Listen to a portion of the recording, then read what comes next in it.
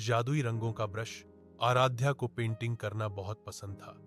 वह जो भी बनाती, रंग बिरंगे गुब्बारे, प्यारी गुड़िया, मीठी टॉफियां, सब कागज से निकलकर असली बन जाते थे।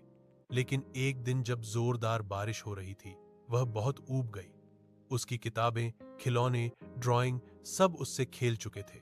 वह खिड़की के पास बैठी बोली, आज तो कुछ भी मजेदार नहीं लग रहा। तभी उसके बिस्तर के नीचे से कुछ चमकता हुआ बाहर निकला, एक पुराना जादुई पेंट ब्रश। उसका हैंडल लकड़ी का था, लेकिन उस पर छोटे छोटे चमकते तारे झिलमिला रहे थे। आराध्या ने इसे कभी नहीं देखा था, पर उसके दिल में उत्सुकता जाग उठी। उसने ब्रश को रंगों में डुबोया और एक लाल गेंद बनाई। अचानक फटाक, गेंद कागज से बाहर निकल आई, उछलती कूदती और आसपास सुनहरी धूल फैलाते हुए। वाह, ये तो जादू है। आराध्या चौंक पड़ी। वह तुरंत कमरे का दरवाजा बंद करके और चीजें बनाने लगी। कैंडी, पतंग, छोटी गाड़ी सब असली हो गए। इसी बीच उसका छोटा भाई नील। आराध्या ने ब्रश छुपाया और बोली, अभी नहीं, मैं व्यस्त हूं।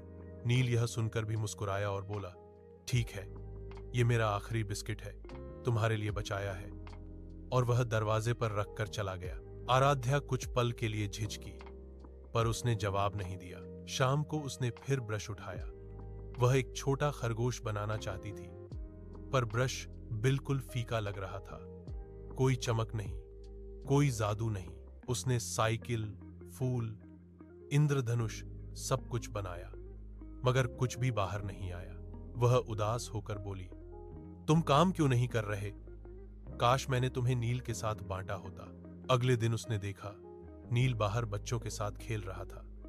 कभी वह अपनी खिलौना कार किसी को देता, कभी चोटिल बच्चे को उठाता और छोटी बच्ची की चप्पल भी पहनवा देता।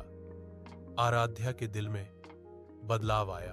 वह चुपचाप नील के कमरे में गई। नील, उसने नरमी से कहा, मेरे पास तुम्हें दिखाने के लिए कुछ खास है। नील की आंखें चमक उठी। सच? हम दोनों मिलकर इस्तेमाल करेंगे? हाँ, आराध्या मुस्कुराई।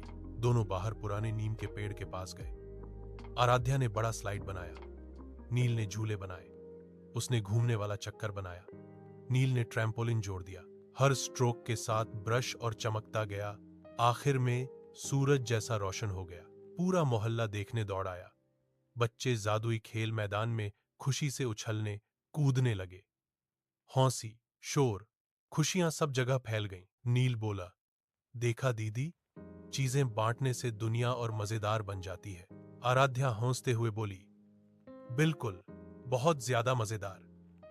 आर आर आर आर आर आर आर आर आर आराध्या हंसते हुए बोली। उस रात जब उन्होंने अपना सामान समेटा, आराध्या ने देखा जादुई ब्रश फिर से सुनहरी चमक रहा था। सही कहा, उसने सोचा, इसे सिर्फ प्यार और बांटने की जरूरत थी।